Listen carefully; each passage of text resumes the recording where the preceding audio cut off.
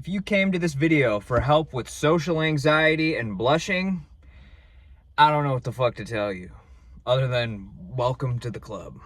Brother or sister, that shit sucks. I have it too. And I know what's going on is that you're ruminating on it, right? So you blush in front, especially it'll be in front of a particular person, and it doesn't even need to be necessarily romantic, right?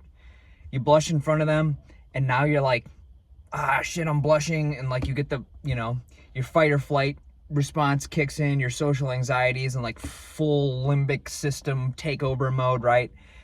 I think it's the limbic system, I don't know, it made me sound smart. And now you just, usually we fly, right? We're flight. We are, get the hell out of here. Yeah, okay, all right. Well, I don't know what to tell you. It sucks. And that rumination, that's like what makes it worse. And that reinforces that neural pathway. That's like, next time this happens, exit. Exit is what made it better, right? They say you're supposed to just awkward it out. That's how you get through it, I guess.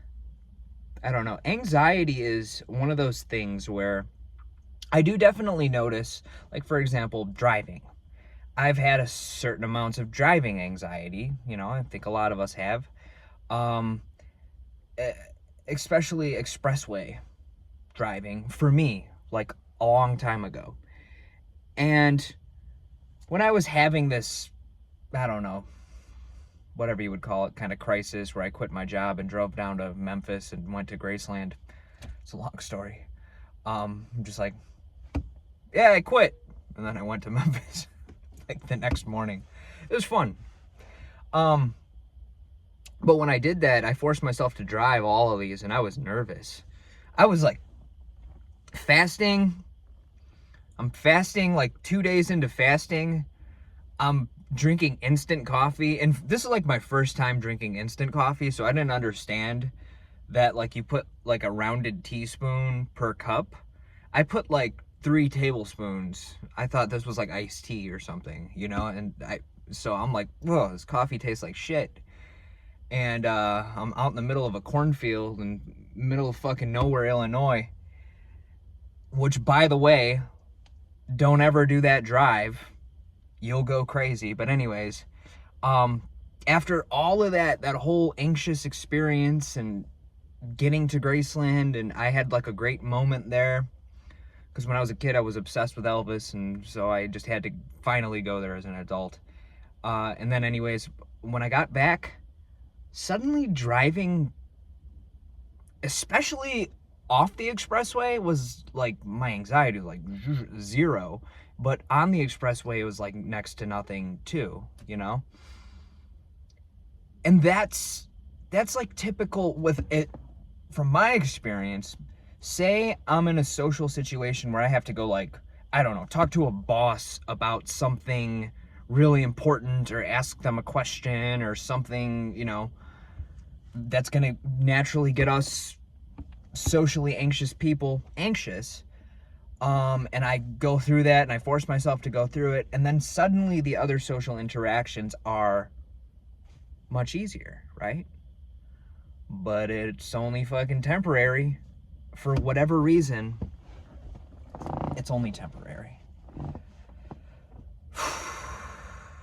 I mean, other things that I found that I thought worked, but now I'm not so sure about, are recognizing that you're having the thoughts, right? In other words, the CBT, the cognitive behavioral therapy technique of, I'm having an anxious thought. My amygdala is, my smoke detector is going off in this moment, right? That can help. That can help. But then I don't know if any of you can relate, but then you go down this kind of rabbit hole of trying to fix it. And by trying to fix it, you're always thinking about it. And when you're always thinking about it, you're making it worse. It's like you're damned if you do, and you're damned if you don't. Beta blockers. I tried those. I actually felt like beta blockers helped for a little while, and maybe they started to wear off for a while. It was interesting because when I would take the beta blocker, it was like that moment where I knew it should kick in, like, oh, right here, this social situation, it should kick in. The physical, because for those of you who don't know, beta blockers, it's a blood pressure medication, but people use them off label for the physical part of anxiety, right? When you start, I don't know, shaking, or your heart starts beating fast, the fight or flight thing. I can feel it in that moment, like when it's supposed to fire off, and it's like, oh, nothing fired off, nothing happened there. So that kind of worked, but after a while, I mean, there's still always the mental part of it and the rumination. And I got a problem with rumination. I ruminate on things that happened years ago. Just the dumbest little things. So I don't know. Any of you who watches this, let me know if you have anything that has worked, or just if you can relate. It sucks. It sucks being a socially anxious person, man. I would like to be more outgoing. I feel like when I'm in a confident social situation, which can happen, then I can talk.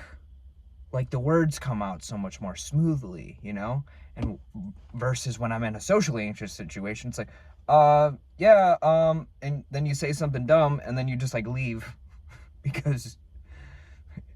or you're trying to leave the whole time, I'm, like, 1 foot out the door, like, there's the exit, yep, and then, you can see it in my face, and then I can see that they can see it in my face, and now they're being awkward, and that's making me more awkward. It's like, dude, what the fuck, man? We're gonna die. We're all gonna die. Why do I care so much? Why do we care so much? Anyways, that's it. Let me know what you guys think in the comments, to the one person who might see this.